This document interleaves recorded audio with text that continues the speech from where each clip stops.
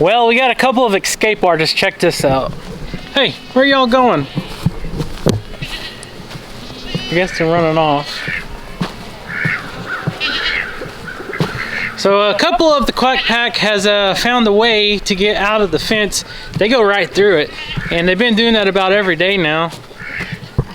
Then they go right back, they go join their brothers, and they go to the pond and have a good time.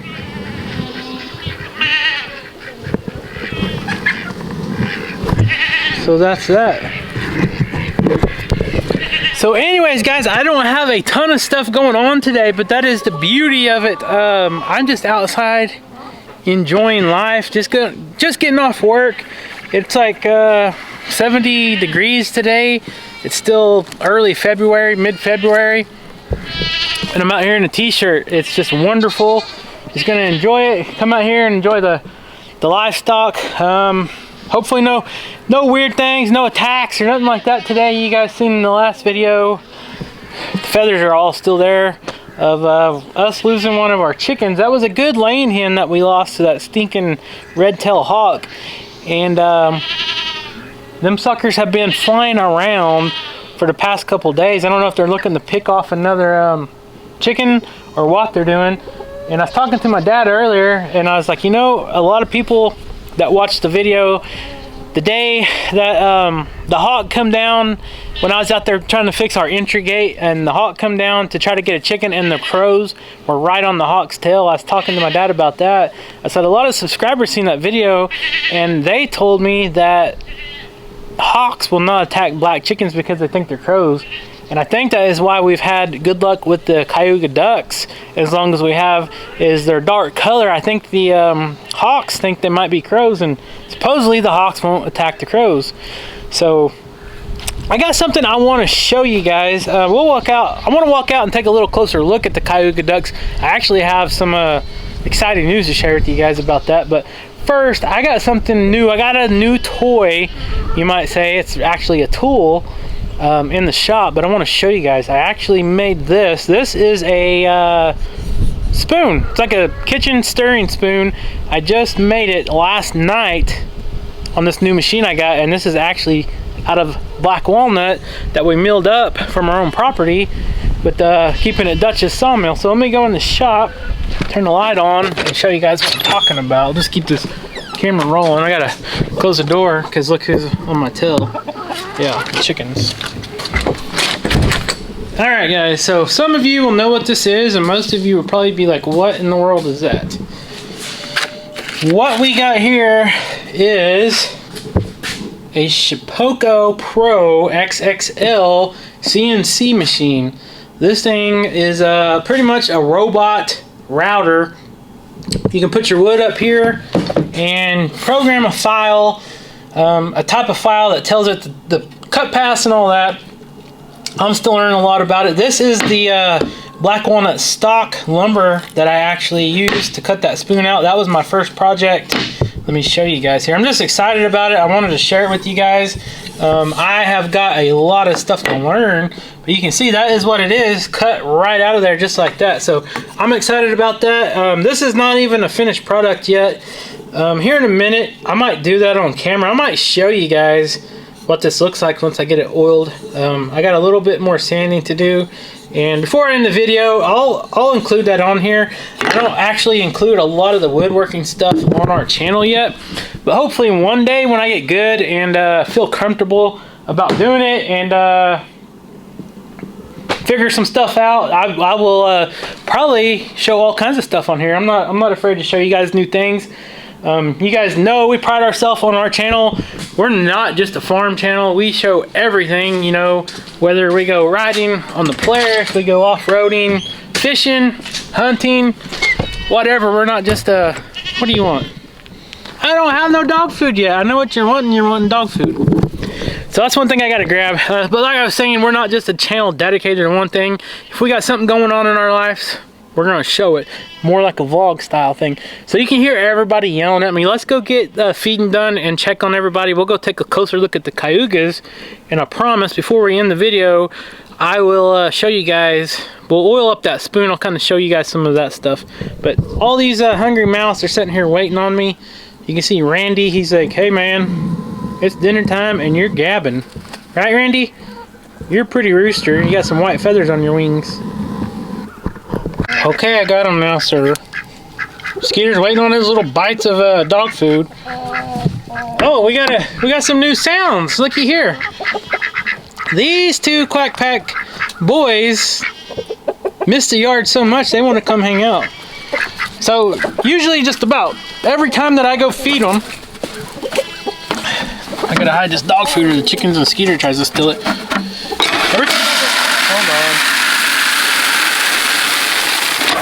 Every time I go feed them, they usually run back through the fence to join their other brothers. Come on, you know where the feeding goes. Mr. Leesky's patiently waiting out there. So I said I had some news about the Quack Pack. Well, last night I finally bit the bullet and I got on a hatchery site. I think it was Myers Hatchery, and talked to Rachel. I said, what do you want to do? Do you want to keep the ducks? Do you want to try to get some girls or what? And she said, yeah, I want females for sure. So I went ahead and just ordered 6 female ducklings. They will be here the week of the Okie Homesteading Expo, actually. They'll be here in March. So that's going to be an exciting week. You know how to get in there. You get in and out of there every day. So the boys have been hanging out at the pond. Like I said, guys, it's like 70 degrees today. Awesome day to go swimming. So I don't know if this camera ever really does justice to how pretty these boys are. Man, they're just beautiful. Their feathers glisten in the sun. And I'm not a very good photographer or videographer or whatever. I know some people take beautiful pictures of their animals and livestock, and I have a hard time doing that. I don't know. You want me to open the gate for you, sir? Come on. Hey, there you go. Oh, really, duck? Let's see if you can figure it out. Hey, turn, turn. There you go. Herding ducks. Okay, actually, isn't supposed to open that way. Alright, what do you want? Alright, let's go feed, look, Leesky's peeking around the corner at me. He's like, Dad, are you coming? Or alright, here we go. Hey, Elle. You guys can always be greeted by Elle. Alright.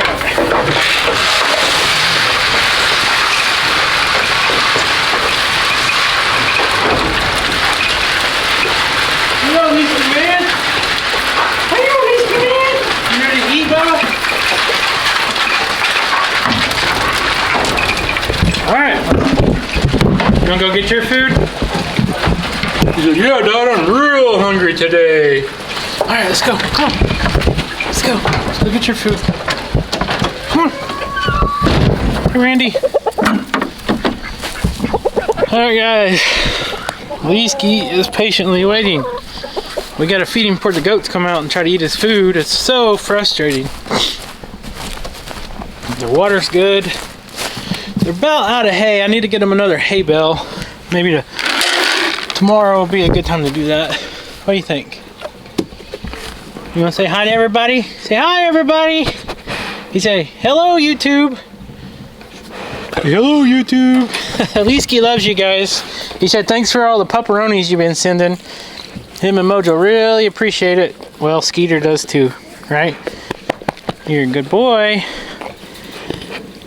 And we might have some exciting news for Leesky coming up soon. I don't know yet. You have to stay tuned for that. Alright, guys.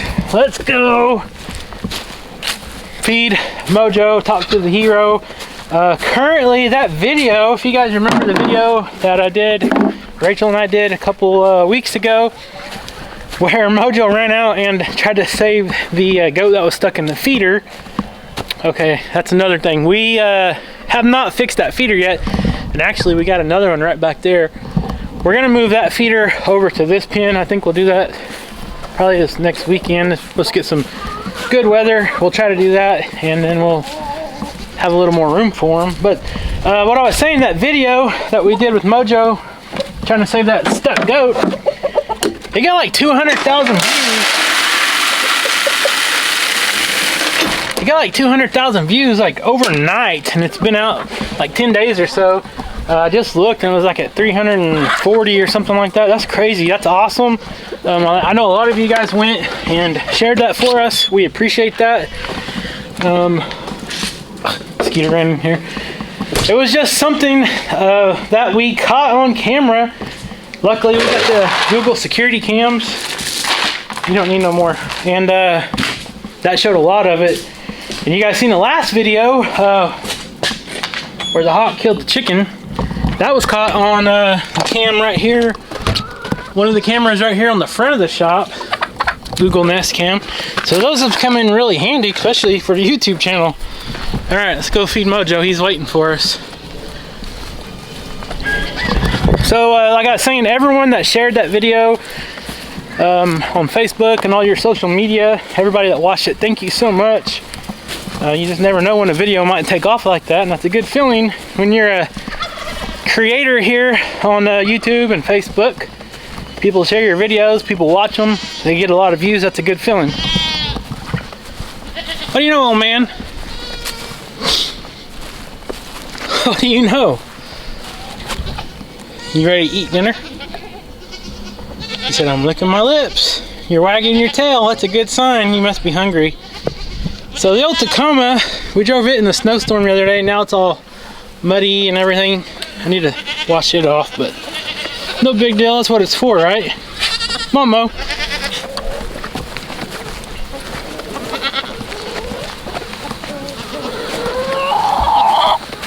Who's hungry?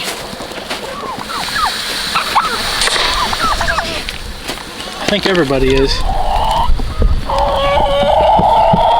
Really? He said, yep. Alright, guys. Give the chickens and turkeys plenty. You ready to do this? He said, yeah, feed me. Here, I'll let you go in first. Go ahead. Lead the way, man. Alright, Shadow. Guys, Shadow's the one I always gripe about. The little gray goat. She's a great goat. But every time I try to feed, she tries to jump up and stick her head in the bucket. And it's very annoying. Especially when you're trying to film it. It's really hard to do one-handed anyways. And you got a goat jumping up on you. Watch this. I'm sure she'll do it again.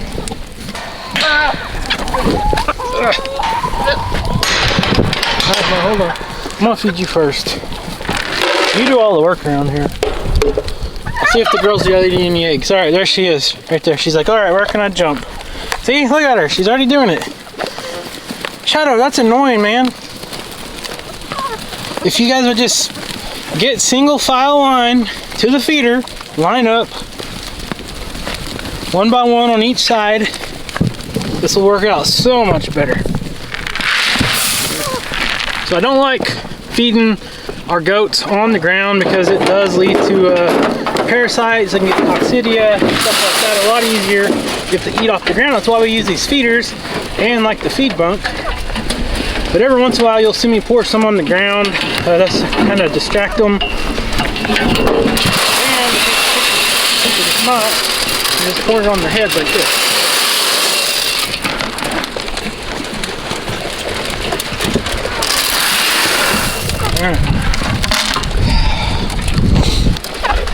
There you go, Shadow. Are you happy, girl? Little teacup. She's growing. Look at her. She sure is little, though. She's barely bigger than a chicken. You waiting on your eggs, sir? Alright, we gotta go get him some eggs. So, I told you guys, just about every day I come out here when it was snowing, there was always several eggs. But now that it's nice outside, it's like springtime weather, the birds are singing, happy building nest, the chickens ain't laying again. I don't know about them things. They seem to be happy. They got free range around here. They get all the bugs and grass and sunshine that they could possibly ask for.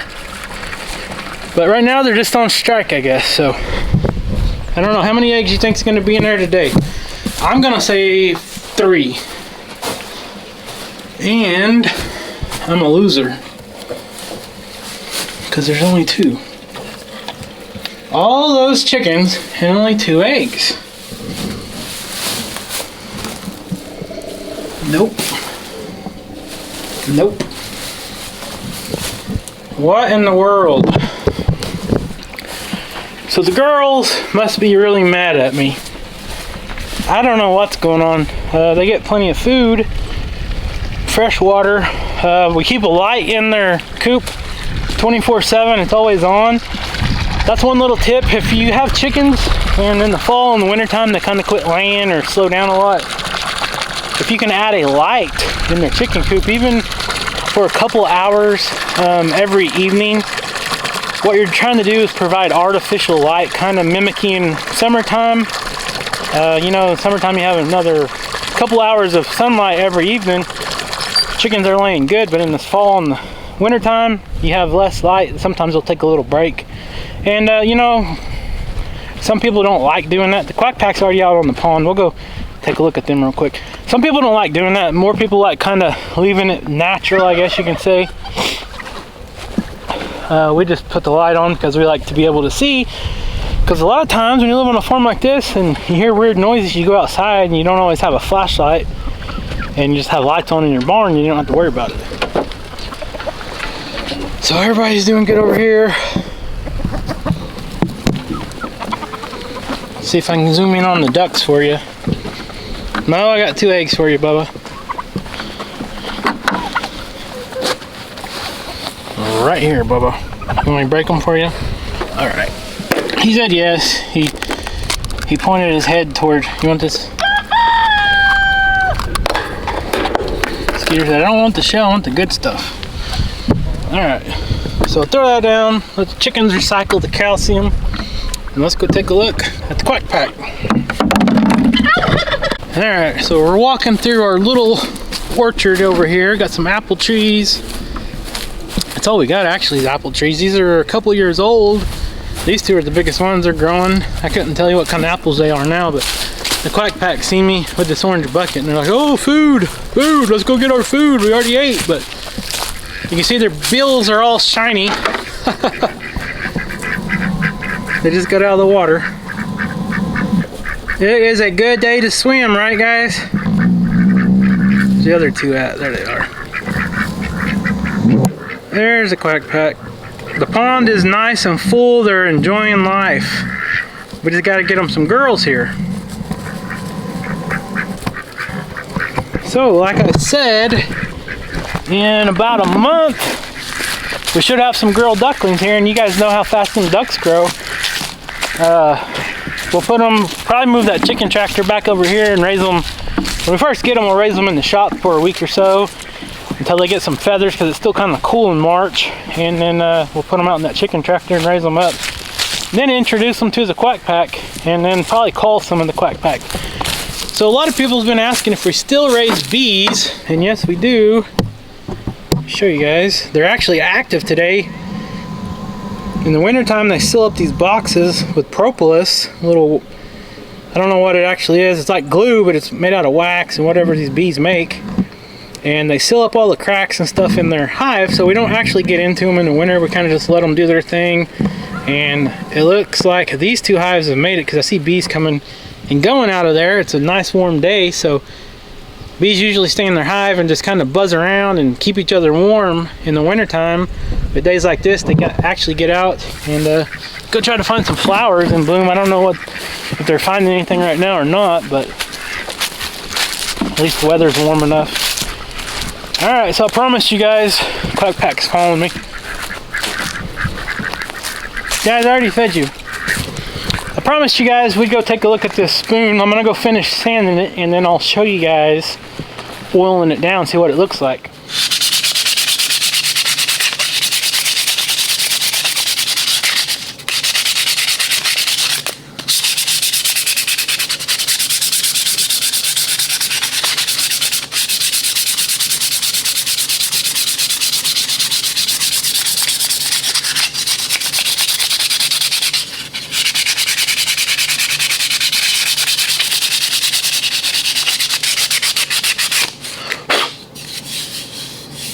Alright, so we got the spoon all sanded down, nice and smooth. I went from 40 grit to 80 grit to 220 to 320 grit sandpaper. And this is black walnut. I'm going to show you guys. So most people think black walnut is just super dark wood. Well, this actual piece, and I'll show you, I still have the piece of lumber that we milled up sitting over here in the shop floor. The very center of a black walnut tree is what is the darkest. This is one of the pieces that was on the outside, but it actually has some of the most beautiful color. I don't know how well this camera is picking it up, but you can kind of see right up here is really dark, and then down here it's really light. It's almost like a chocolate vanilla swirl type thing, and that is what I cut out of this. So I'm hoping once I oil it up, it kind of brings that color out. And like I said, guys, I'm all new to this. This is all new. I'm just doing it for fun. Something for me and Rachel to kind of do here just on the side, play around with and stuff. So, you know, I'm always up to listen to tips and stuff like that. If you guys are woodworkers and you're seeing something I'm doing that I need to do different, that is a better way or something. I mean, there's more than one way to skin a cat for sure. But I'm always up for positive comments and tips and advice and stuff like that. So one thing I found on all our cutting boards and stuff that we've been using is this Odie's oil. This stuff is very strong as far as being like a oil. It does not take very much. It goes a long ways. And I'm going to try to set this camera up a little better so you guys can see. Well, maybe right here is good. Let me show you guys. We'll start rubbing it in. So it should actually get a lot darker. Bring out a lot of the natural colors. And what this does is it kind of protects the wood. It keeps it from soaking up a lot of water and stuff like that. And you rub it in and then you wait. Can't remember how long, 3 or 4 days, and then you kind of buff it again. But that's kind of what it's looking like. I know this lighting isn't the best over here where I'm at. So I'm going to continue doing this and I'll show you guys the end product. Alright guys, so we are done oiling up the spoon. I am very pleased with the way it come out. See if I can get it to focus here. Alright. Look at this. So usually when you oil wood, it pretty much always changes color. And in this instance, the black walnut usually gets darker. And like I was saying, this is not the black walnut straight out of the middle of a black walnut tree like some of the darker stuff. I got some cutting boards over here I haven't finished yet. I'll kind of show you guys. This is one I just did. It's not done. I still got to finish sanding it and oiling it. But let me show you guys what I actually cut this spoon out of. This is one of the black walnut pieces of lumber that Dutch and I milled up right here off our own farm. And you can see all the different colors in there. It's got all those chocolate vanilla swirl colors. It almost looks purple right now, but you can see when you oil it up, look at the color it gets. All those awesome colors going on. So I'm super excited to put this in the kitchen. I need to get online and find some more files. I actually designed this one myself in a program called Carbide Create, I think it is. And that was the first thing I've done, and I'm very pleased with it. It took a little bit of sanding after it cut it out. You guys can see this was the rough cut of it, but finished product right there. So there you go, guys. Promise delivered. I told you guys I'd show you. I always get people saying, I want to see some of your woodworking stuff. Well, there you go. That's some of it. Don't show very much of it because I'm still trying to learn. So there you go. Hopefully you guys enjoyed that, and maybe in a future video I'll show you guys. Either Rachel or I will be doing some cooking with this. You just never know. So if you're not subscribed, please hit that subscribe button down below. Leave us a comment where you're from, how you're doing, whatever you want to tell us, and like this video, and we'll see you next time.